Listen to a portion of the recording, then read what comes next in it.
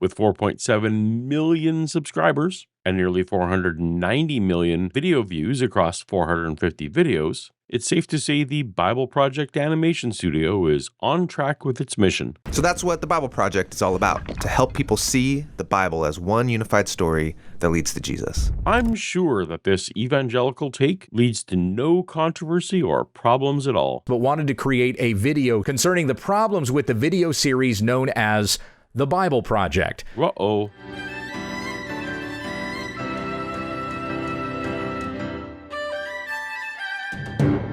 Welcome to Paulogia, where a former Christian takes a look at the claims of Christians. And today I'm beyond delighted to be joined by someone neither Christian nor former Christian. Well, I teach in a Christian seminary, the leading Christian seminary, Candler School of Theology at Emory University. Emory University, of course, is a big university that's not Christian, but it has a school of theology. And I train pastors mostly. However, I'm Jewish. And the whole school is Christian. Very few students are not, but I am the only non-Christian, and I help them think about these texts and I think ways that are going to be useful, help them appreciate the messages. They appreciate me, and it works. I'm not trying to really debunk things for them, but a lot of things that I do say make them take pause and reconsider things, and I think read the text in more interesting ways. Welcome, Dr. Jacob Wright. I've been a huge fan since I discovered your recent book, Why the Bible Began, which I use regularly. As some of you know, a big part of my journey away from Christianity was tied up in pastors and teachers who gave me only part of the story when it comes to the history of the Bible and how we got it. Regardless of what you believe, if you think you might have only part of the story, you need to check out Dr. Wright's book, or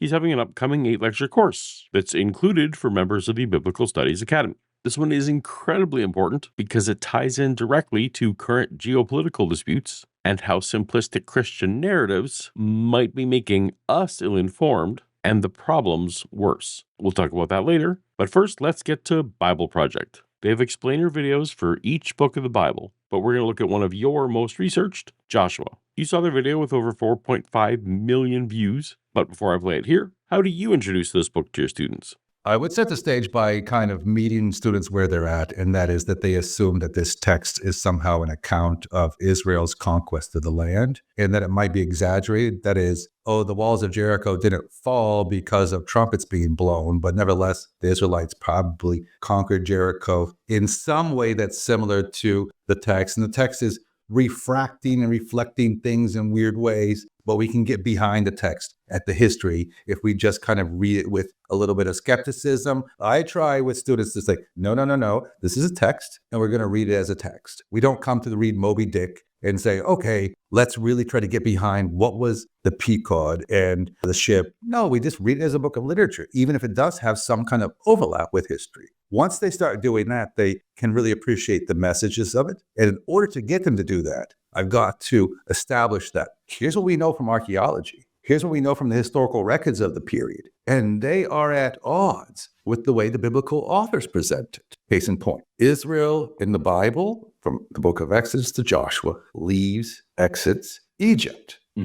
They get out of bondage and they go to the promised land where there are Canaanites.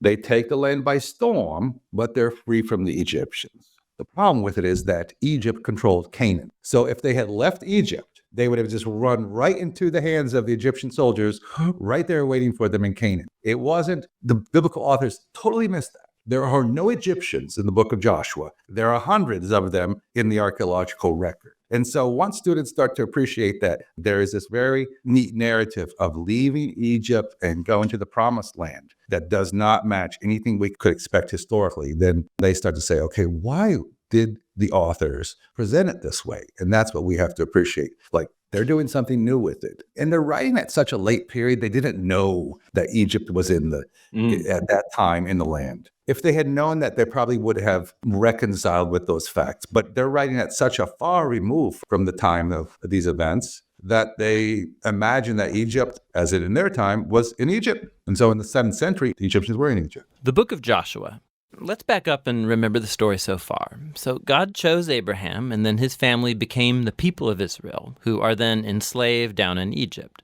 And so through Moses, God rescued Israel out of Egypt. He made a covenant with them at Mount Sinai, and he brought them through the wilderness. So Israel then camped outside the promised land, and Moses called them to obey God's commands so that they could show all the other nations what God is like. The book of Joshua picks up right after Moses has died, and Israel's ready to enter the land. Okay, so yeah, there might be a part of the Egyptian Exodus story that has some bearing in history.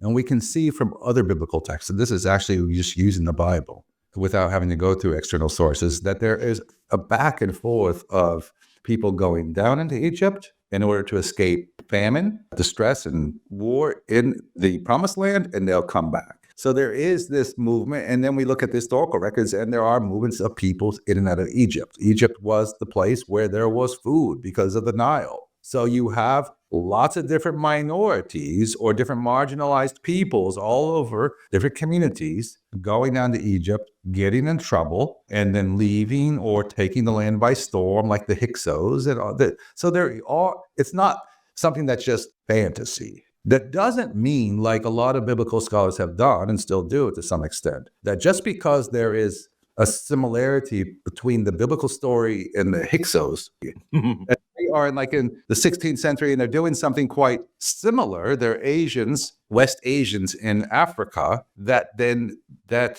makes the biblical story probable. No, all it does is show that the biblical authors knew these kinds of phenomena. They're drawing on it. Just like Moby Dick would say, yes, I'm not just making up ideas that one gets in a ship and goes and tries to hunt whales. No, there actually were ships and whale hunting for the purpose of oil and all that. The apologetics of this is that one is looking for anything that will help confirm the biblical account, rather than using the parallels to say the biblical authors are doing something creative with different phenomena that they experience in their time, and they're retrojecting it back in history, and they're reimagining their past.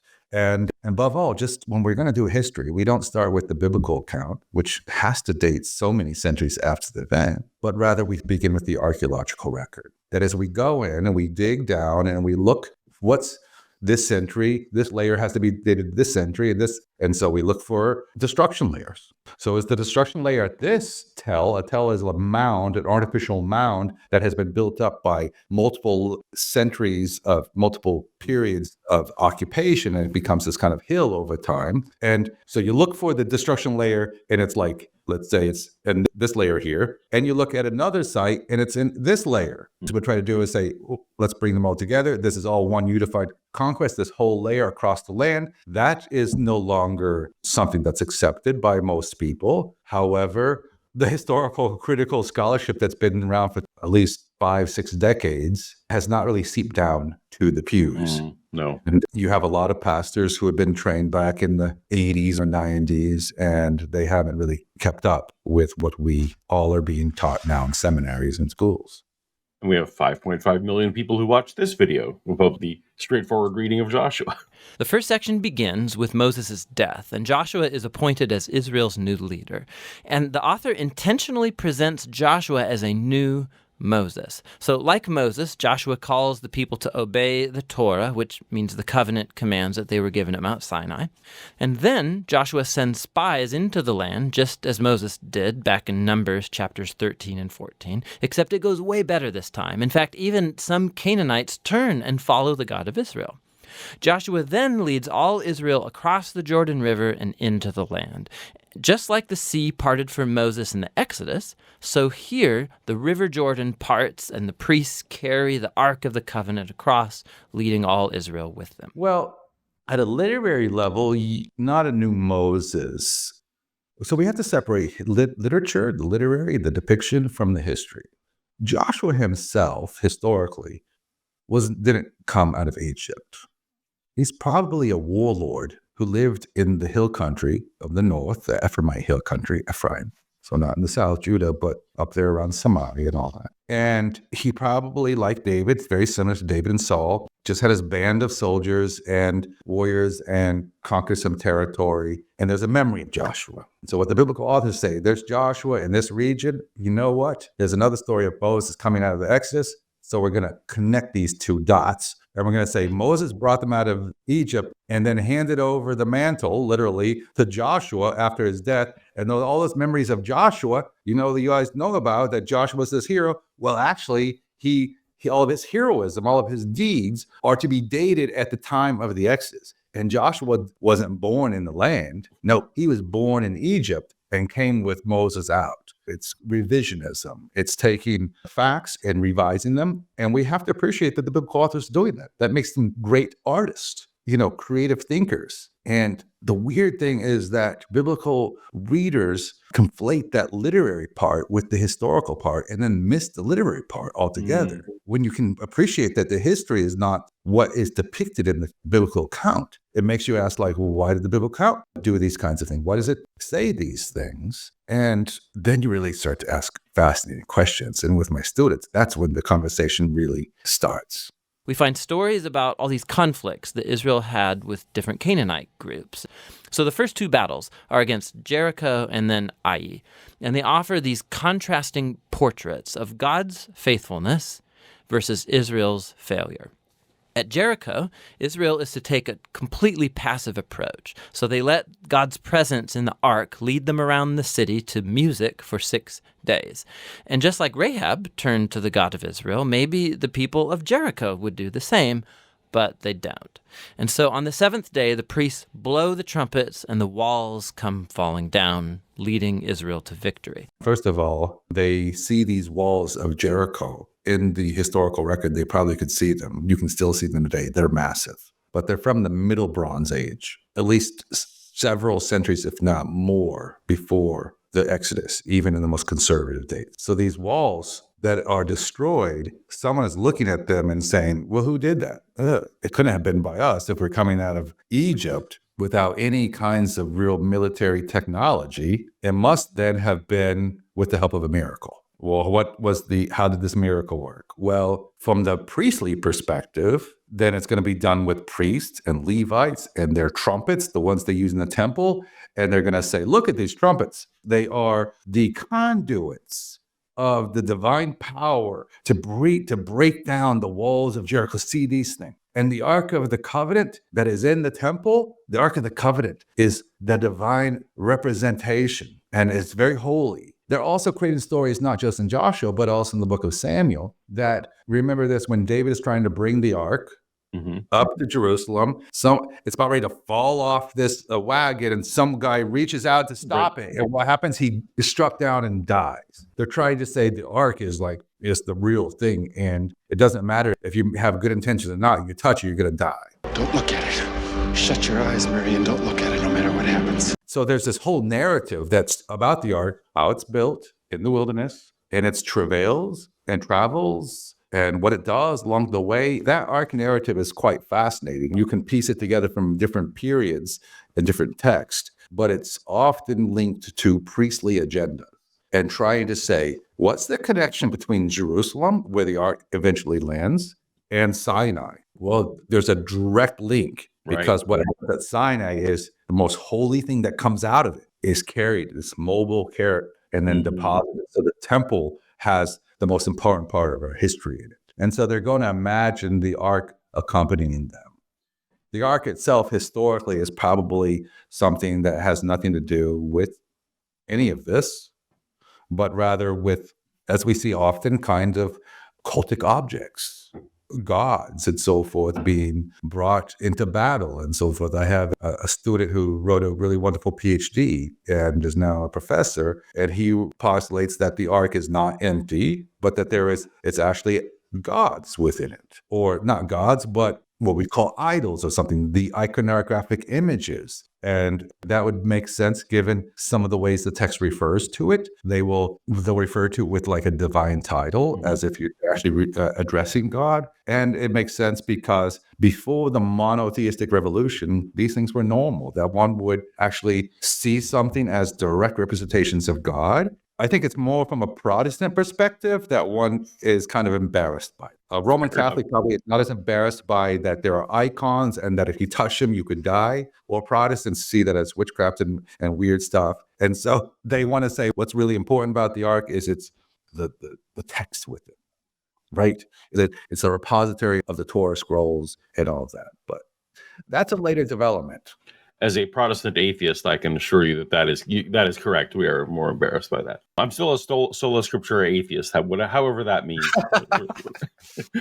The point of the story is that God is the one who will deliver his people. Israel simply needs to trust and wait. We do nothing. There's nothing for us to do but sit and wait. First of all, that's not even how the text represents it. There are a couple times where the battles are accomplished through miracles, but that's rare. Even in the account of the sun standing still and then they fight, it's not that they don't have to fight and they don't have to use their own warriors and their own weapons and so forth. There's a little bit of miracle into it, but we often think of Joshua as a whole. Somehow there's this kind of general impression that one gets, and some of these videos reinforce that conquest in Joshua is some kind of divine achievement. And actually what it is pretty similar to any kind of battle account. When the Assyrians go in, they also think their God is helping them. They bring their God into battle. Their gods give them victories at crucial moments. The God might perform a miracle, and it's not that far removed from these non-biblical accounts. So it'd be fine if these videos would also show the similarities between the Neo-Assyrian battle accounts and the biblical account to show that it's not all that distinctive and that these authors are drawing on pretty late sources, this is from the 7th century, in order to say something different about their own experience. And on top of that, there are books by conservative scholars, relatively conservative scholars, who are already stating these things. That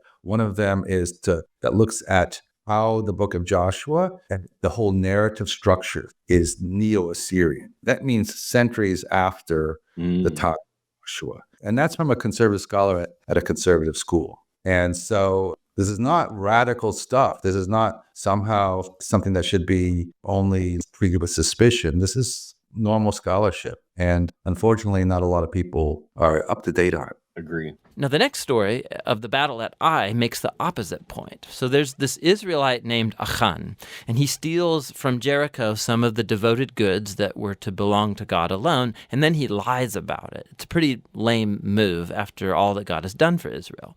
And so Israel goes into battle with the city of Ai, and they're totally defeated.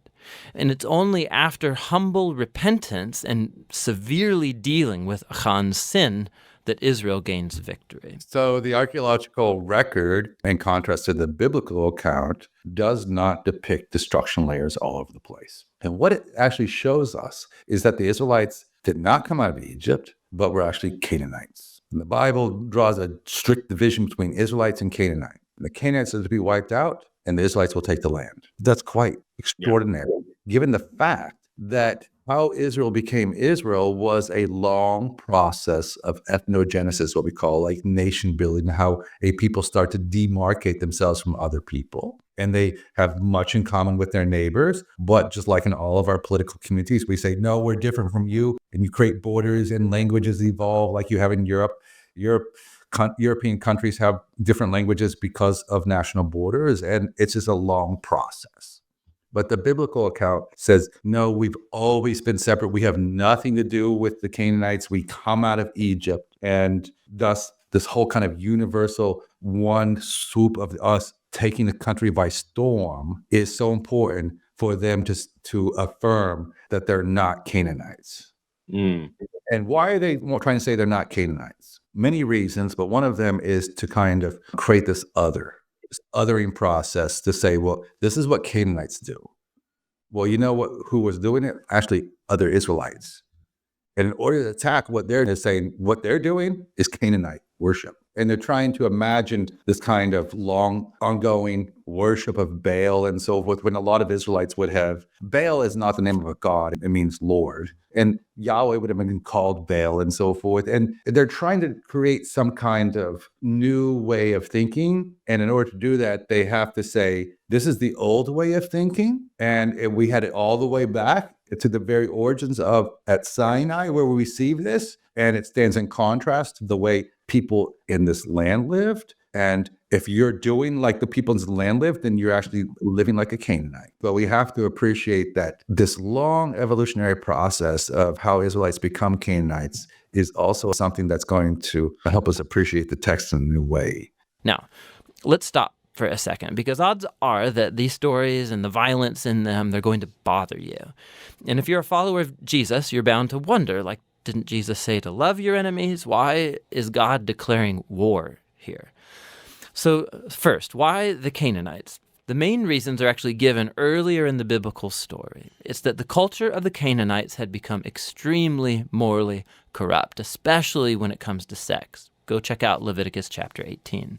And they also widely practiced child sacrifice. Go see Deuteronomy chapter 12. And so God didn't want these practices to influence Israel. The Canaanites had to go. So the book of Joshua depicts the conquest not just because, hey, we want some land, let's take these other people's land and we'll steal it from them, and that's the way life is. It actually presents the Canaanites as reprobates, and therefore deserving of divine justice.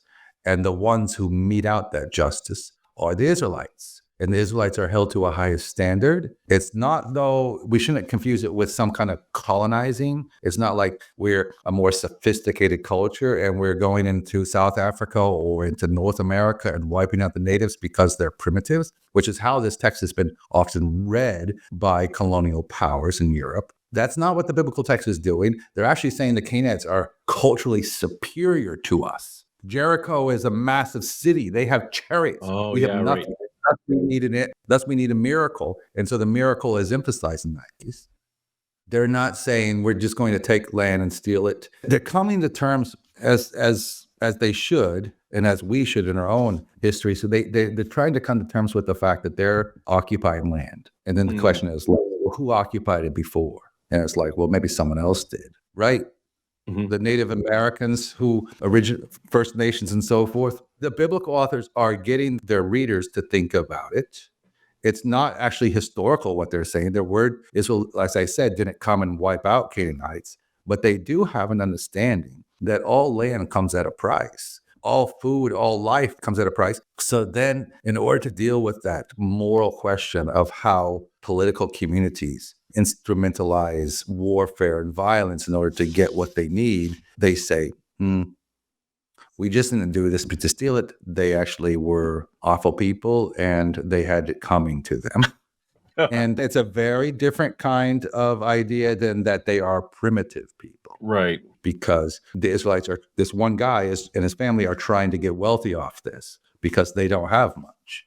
And it's trying to say we have a primitive culture, and they did. The Iron Age culture of the Israelites was quite modest. And they also knew that there was something before them, probably that was much less modest. And then they say, well, that fell because there was a corrupt civilization that did not treat their people well, that followed other gods. It was all about their kings and their chariots, Rahab not being treated well and all that. And Rahab, the first king they meet, is one who says, I can see the writing on the wall, and I want to join your side. Not cultural superiority, but somehow that this great culture fell because it was corrupt at the core. There's probably lessons in there for us today, too. Which raises the second question. Did God actually command the destruction of all the Canaanites, like a genocide? So at first glance, you look at the phrases used in these stories. They totally destroyed them. They left no survivor or anything that breathed. But when you look a second time more closely, you'll see that these phrases are clearly hyperbole and not literal. So go back to the original command about the Canaanites in Deuteronomy chapter 7. Israel is first told to drive out the Canaanites, but then to totally destroy them. And then that's followed by commands to not intermarry with them or enter into business deals with them. So you can't marry someone that you've destroyed. I think you get the point. And so what we're seeing is that Joshua fits in with other ancient battle accounts by using non-literal hyperbolic language as part of the narrative style. And so the word genocide doesn't actually fit what we see here. Okay, the genocide language is not in any way mitigated. Its problems are not mitigated by saying this is exaggerated. Not everyone, but half of them is pretty problematic. And we have to appreciate the text is what it's saying, right? Once again, we're not trying to like, oh, it's hyperbolic, it's exaggeratory and so forth, but there must be a kernel of truth behind it. And the kernel of truth in this case is not as bad as the text makes it. And it's all this apologetics around discomfort with the text. And one should be uncomfortable with a text that calls for genocide. And trying to mitigate it is the moral problem, not the text itself has its own set of problems, but coming along and saying, oh, the text itself is not to blame and we're making too much out of it and so forth. Not one person was to be left alive. Not one. Not any animals was to be left alive in Jericho. And why would they say that when it's historically not true that they did that? Why would they make up a story like that? And I think that's where a video could do a lot more helpful things with an audience in trying to say, this has nothing to do with the way things were. Why are they doing it? Rather than to kind of like, well, this might be a little bit, but if it wasn't as bad as it seems and all of that. You're not doing justice to the text, or you're not doing justice to the moral problem. Now, let's go back to the book's design. After years of battles, we see an aging Joshua, and he starts dividing up the land for the 12 tribes of Israel. And most of this section is like lists of boundary lines. And let's be honest, it's kind of boring. Boring! It's like reading a map that has no pictures. But for the Israelites, these lists were super important.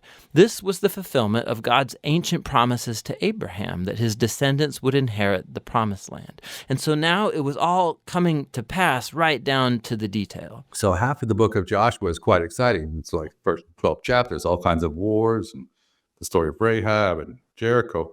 Once you get to chapter 13, it gets really boring. Boring! Just list after list after list of tribes and what land they took and how they divided. So what that is doing is taking a land and imagining it as, let's say, all 50 states of the Union conquered America at one time, and then they divided up equally amongst themselves, and every family had an equal portion of the land. And now the present situation in which some tribes no longer exist and families were without land, that's a result of something gone awry. And so this is from a later economic perspective or a later historiographical perspective to say that the way it is now is not the way it should be. And it was divvied up fairly at the beginning, and then it's now not fair.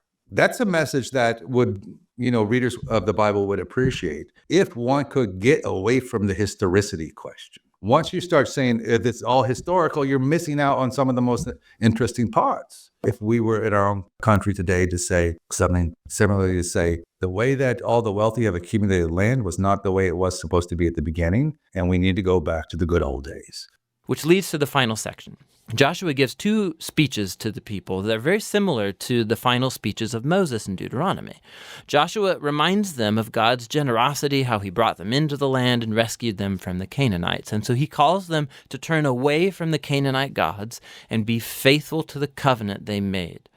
If they do, it will lead to life and blessing in the land. But if they're unfaithful, Israel will call down on itself the same divine judgment that the Canaanites experienced. They'll be kicked off the land into exile. And so Joshua leaves Israel with a choice. What is Israel going to do?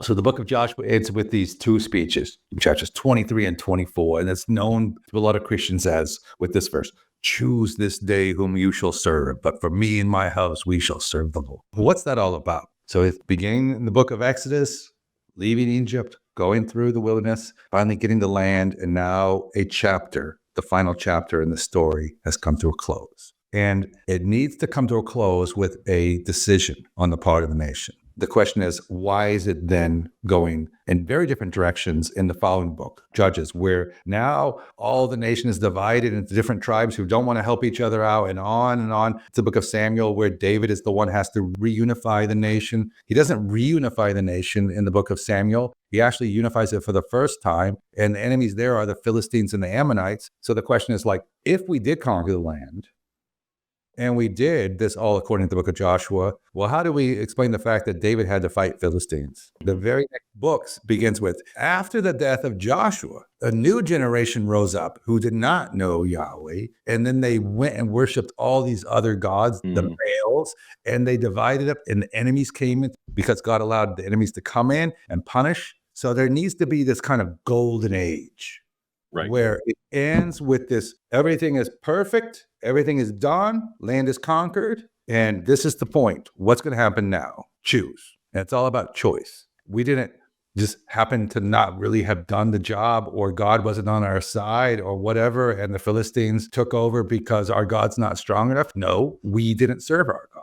So this is all really interesting stuff, but we only will appreciate it once we step back and quit trying to conflate the text, the story, with history. It's just an important move, first of all, to use history to kind of create some space in order to appreciate the story. You can't appreciate the story when you're conflating with history and getting them all mixed up. That's the big question that looms as the story ends, and that's the book of Joshua. And that's the book of Joshua at a run-through pace, just a small part of your upcoming course called The Rise and Fall of Biblical Israel. So this course looks at the book of Joshua, but also the book of Judges, Samuel, and Kings.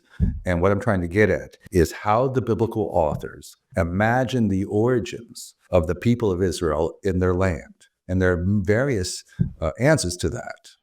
The book of Samuel answers that very differently than the book of Joshua. In the book of Judges, you can see different. So I'm trying to show the plurality of these views. It's an issue that's very urgent today with all kinds of things going on in Israel-Palestine. I want to avoid all the politics and kind of go back to the earliest biblical accounts and see how they're doing it, why they're doing it, how along comes conservative Christian Jewish readers. They don't do the historical part, separating history from story, and then they get themselves into a lot of trouble. And I think that by going and getting into the weeds, digging down into the text, we can appreciate that this is a composite account. They're dealing with various issues, and that would help us to kind of appreciate those things by looking at the archaeological record, looking at how it deviates from the biblical account, and then allowing us to kind of look at the different contradictions of the biblical account and see how various communities are actually arguing with each other about their past. And that helps us to kind of see the nuances in this whole thing, rather than kind of seeing it as just, that's the way it was.